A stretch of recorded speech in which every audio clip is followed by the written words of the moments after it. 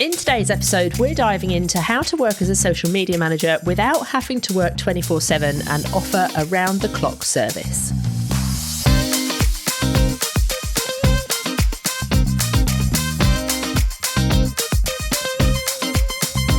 Hello and welcome to JFDI with the two Lauras. If you're a freelance social media manager, you are in the right place. We're here to share tips, ideas and business advice to help you work as a freelance social media manager. And in today's episode, which is brought to you by Agorapulse, we are talking about how you can work as a freelance social media manager and offer a great service to your clients without feeling like you're on call 24/7 and having clients contacting you at all hours. Oh, it sounds horrendous, doesn't it? Having clients contacting you at all hours. If you are one of those people who has this, please stay tuned because we are going to help you with this. I think it's important to say that just because social media never sleeps, like it never turns off, there's always somebody online posting something, having a rant about something or commenting on a post. It doesn't mean that you can't turn off. It doesn't mean that you can't sleep and have a break. Just because we are working in social media doesn't mean that we're on call 24/7. We can't take time off. It doesn't mean that we owe our clients every single minute of our day because we're responsible for their social media. And I think often sometimes clients might think that we are. So let's talk about it. Let's talk about how we can fix that problem. I struggle with this one, I'm not going to lie. What, with you being on social all the time or with your clients? Me being both. Feeling like I need to be on hand 24/7. And I'm not, and because I physically can't be, but sometimes, I think particularly around when there's been a problem or there's someone who's like kicking off and stuff, I'd just rather nip it in the bud, knowing that it will make my next day a lot easier if I just dealt with it there and then. So I do get it's hard, and maybe that's an okay scenario to faffing around at 9 o'clock at night on a Friday, but you certainly don't have to. But yeah, it was just to acknowledge that it's hard, I think. Do you need some counselling from me while we're on this podcast, Laura? Yeah, so let's chat it out. Okay, so in order for a social media manager not to get into that situation in the first place, because I think you can nip it in the bud before it happens. Yeah. I think there's a few key places, a few key points in your process of winning a client and onboarding a client where you almost need to have those conversations so that they know what's expected. I don't think it's reasonable of us to expect a client to know what is expected. I think we need to educate them. And so I think you need to set those boundaries and those expectations right from day dot. So probably even in your marketing, before you ever have a conversation with somebody, you kind of need to make sure that, they really understand what a social media manager does and doesn't do. Would you agree with that? Yeah, because I think to a degree, and I don't know this for sure, but I wonder whether businesses assume you'll be working when they're working. Yeah. And for some social media managers, that will be the case. But for others who might only work afternoons or, evenings even, then that conversation definitely needs to be had or documented for sure.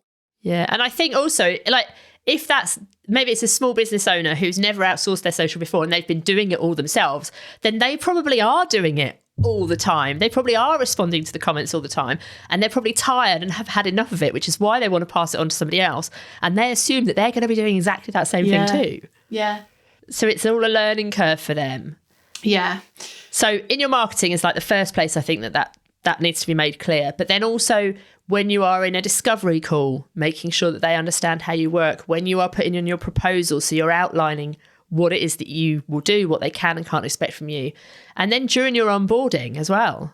I think it's worth saying as well, I never forget once having a lead from a client come into my email at 2 a.m.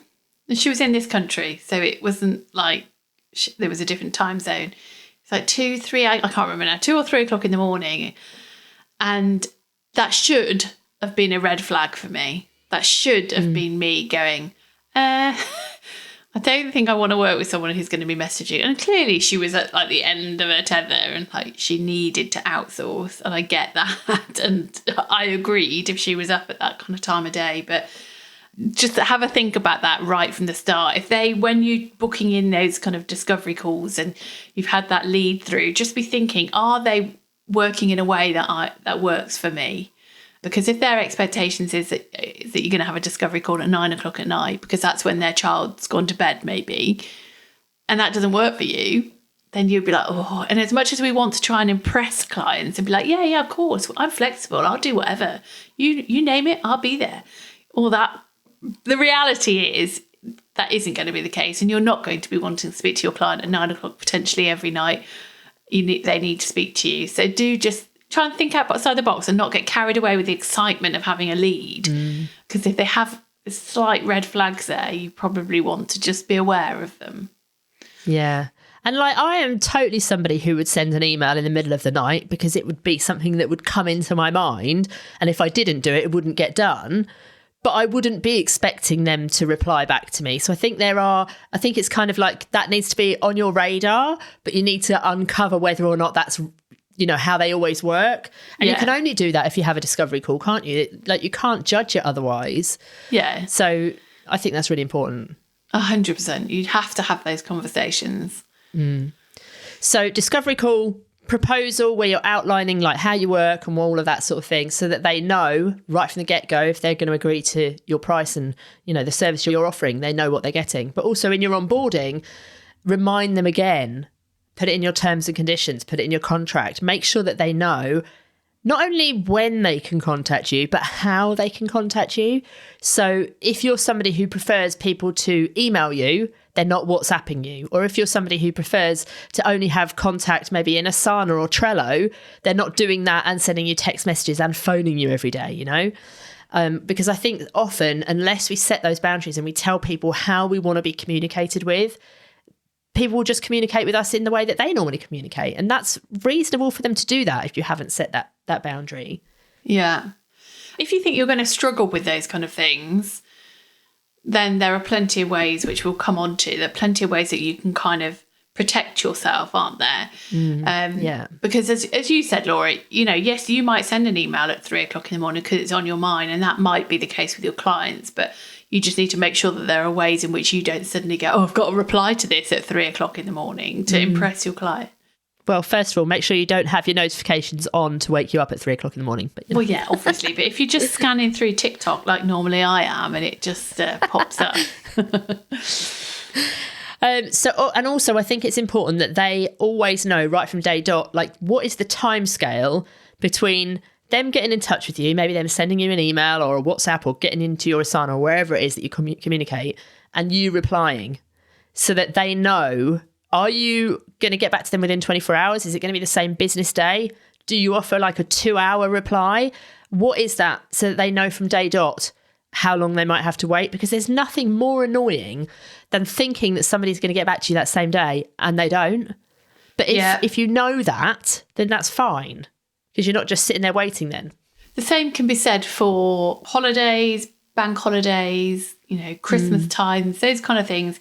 Have that conversation, get that documented right at the start.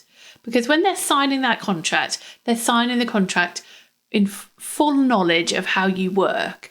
So if there is ever a problem and then later in the year, he or she says, oh, I need you to do this on Christmas Day, and you'll be like, no, I don't work Christmas Day, and you know that, you've signed the contract, you've agreed to it, no.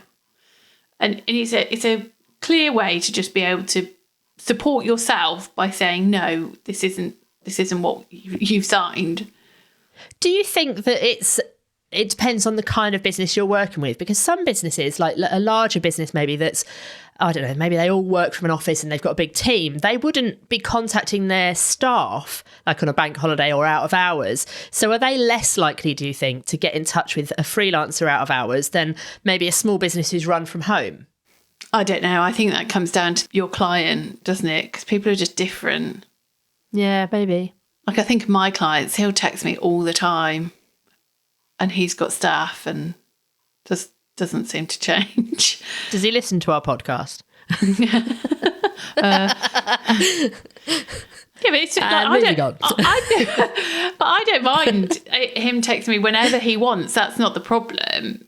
The problem would be if I was responding at all of those times. So it is about having that self-control of your boundaries, not kind of ruining it for yourself by replying.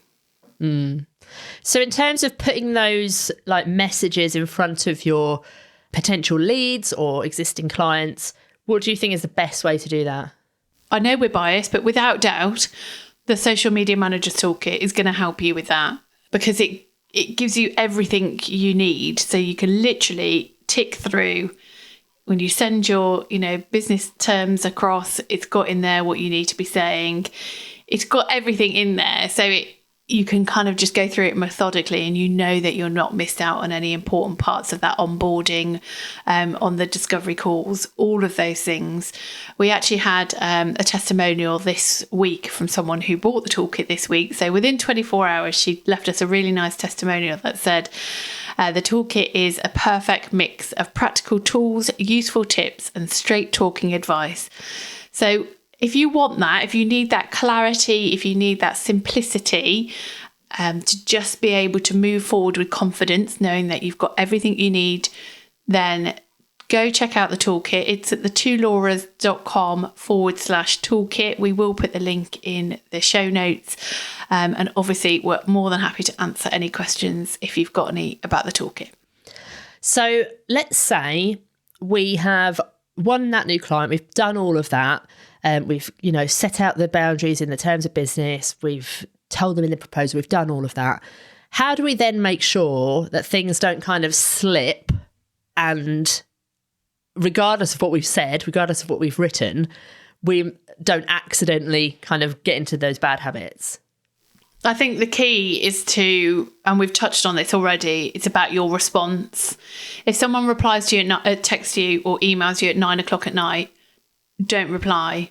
Or if you do reply, which is what I always do, especially obviously this is for email, is I will schedule my response to go to them at 9:00 or 9 a.m. the next day, or the start of whenever my next working day is. Obviously, it will all vary for all of us, but that I think really helps, because yes, you might actually have seen that email come in at 9:00, and you might be more than happy to reply to it because you're bored of watching Selling Sunset on Netflix. So you just go, oh, sod it. Who would be bored of that, Laura?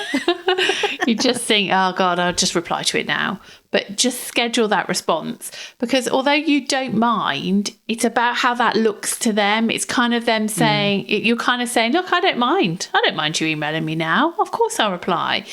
And they'll get used to that. So then the expectation is you would always reply to them. And because then we're people pleasers, you'll always go, oh God, I'm going to have to reply to this.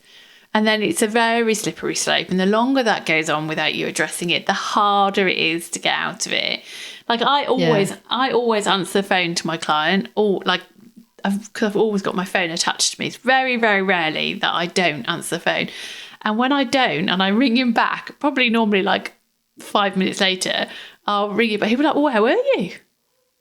He's like, I started to panic. And he's obviously only joking, but it's a fact but it just shows that it's like you've accidentally set an expectation, isn't it?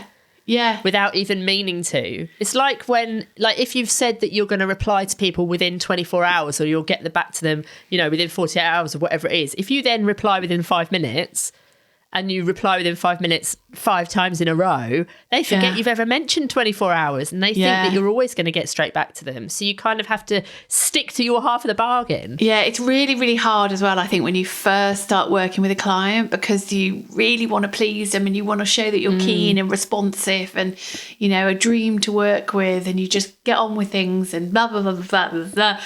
Like it's really hard, I think, which is why your response times, etc., need to be realistic. Don't keep them waiting for 3 days.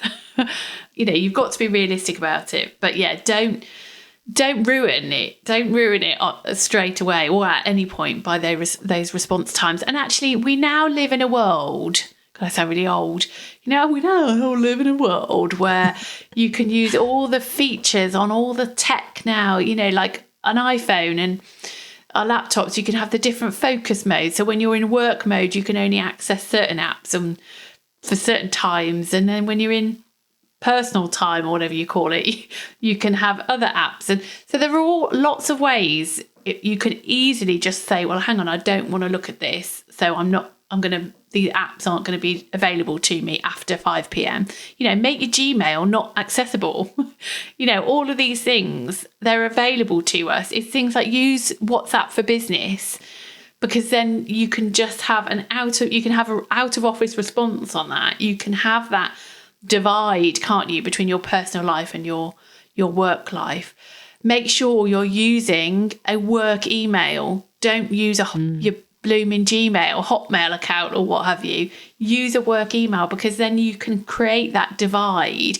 It is very, very difficult, I think, for when, on an evening when I want to go on TikTok and look at how Harry Styles has performed that day, and look at all his TikToks, and then I happen to see loads of notifications on a client account, or when I go into the app, I'm logged into the client account, and then up pops a comment, and you're like, oh God, I'm going to have to reply to that because I'm going to forget. Like, don't get into that. Or if there's a problem, and I've done this a lot, if there's a problem that someone made a complaint or someone's put an arsey message on social and you need to respond to it, if you choose to respond to it then, that's fine. And I would, because I'd rather nip it in the bud, assuming I'm available to do that. But I wouldn't tell the client about it necessarily until the next day, because I don't want to have to get into a conversation with them. Obviously, in extreme cases, then I obviously would. And that's where you need to have an understanding of how you deal with those kind of crisis management situations. But on the whole, I will try and just not speak to my clients out of hours unless I absolutely have to. And then what happens if you have done all of that and you've kind of tried to make sure that you're not accidentally setting those expectations, but yet they still overstep and they still come, contact you out of hours or expect you to reply within an hour and you're not, and they're chasing you again? Like, how can you pull that back? And we get asked these kind of questions a lot, and the answer is always the one that no one wants anybody to say. And the answer is always you're going to have a conversation with them, as awkward as it may be, because no one wants to annoy their clients. But you just need to be honest. You just need to say, look, I'm noticing that you're messaging me a lot on an evening. It's not how I work. Can I just remind you that ideally I'm not going to be replying to these? And you can say, look, it's my fault. I've been replying to you, but I just need to rein it in a bit. Just to let you know, I'm going back to sticking to my boundaries that I shared with you when we started working together. You just got to have that conversation. And, I think most people would really respect that. I think most people would really understand, because you're working with people who are also managing, obviously, their own business, and they get how hard it is often to keep that divide between work and personal life. And so they should respect that.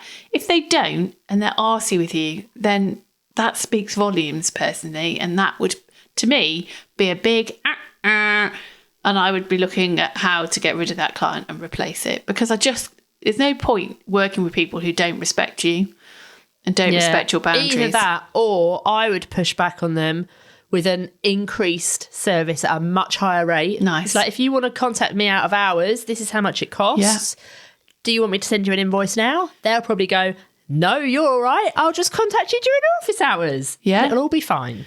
We worked with a freelancer recently, didn't we, Laura? We worked with her for a few months, and right at that onboarding time, she said, I will respond to you within whatever time. I can't remember the details now, but it clearly said, if you have last minute requests or need something done within I can't remember the wording, don't quote me, there would be a £500 fee. It wasn't that fee, but it was, and I was like, I loved it. I absolutely loved it. Yeah, we thought it was brilliant. Yeah, I just thought, it was so clear. There was no messing. It made us go, okay, we need to make sure we're organised. We cannot be letting last minute requests go to her. And it was brilliant. And I think we can all do that. So have last minute out of hours fees on your contracts, and, all the details. Last minute changes to content, all of that sort of stuff. Put a fee on it. She totally owned it. She didn't even quibble. There was no, just to let you know, it was just, that was it. That was the deal. Yeah. You suck it up or you don't. And I absolutely loved it, because we knew exactly where we stood. And actually, when we did have to incur those fees, because we did get them, I think maybe twice, There wasn't a discussion. It was just on the invoice. Just on the invoice. Here you go. It's just on the invoice. We were like, oh crap, we've got to pay for that. Yeah, damn. Thought she'd let us get away with that one. Yeah. And we couldn't argue with it. We absolutely categorically couldn't, because we had been too late. We had missed her deadline. It was brilliant, you know. So where we all sit there and say, and I get it, like I've been there. Oh, my client's not giving me any content.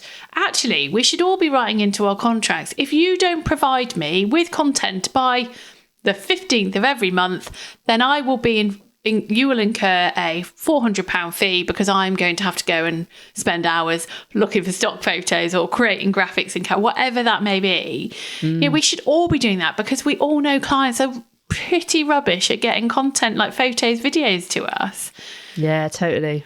I really want somebody, after listening to this podcast, to message us and tell us that they have changed their terms of business and they've put that clause in there. Oh, do it. Drop into our DMs and let us know. Do it, please. Go on, someone.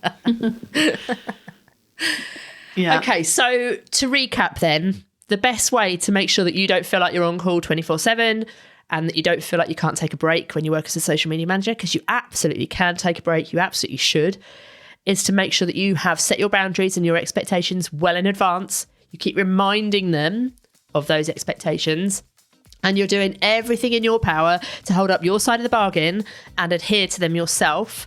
And then you just need to be confident about pulling them back into line if needs be. And I think Laura says this all the time. Remember that this is your business and you can work however you like in your business. It's your rules. If they're hiring you, they have to abide by your rules because it's your business. So be firm on them. So we'd love to hear if you found this episode useful. So please drop us a review wherever you're listening, and we'll see you the same time, same place next week. Toodles! Ta-ra!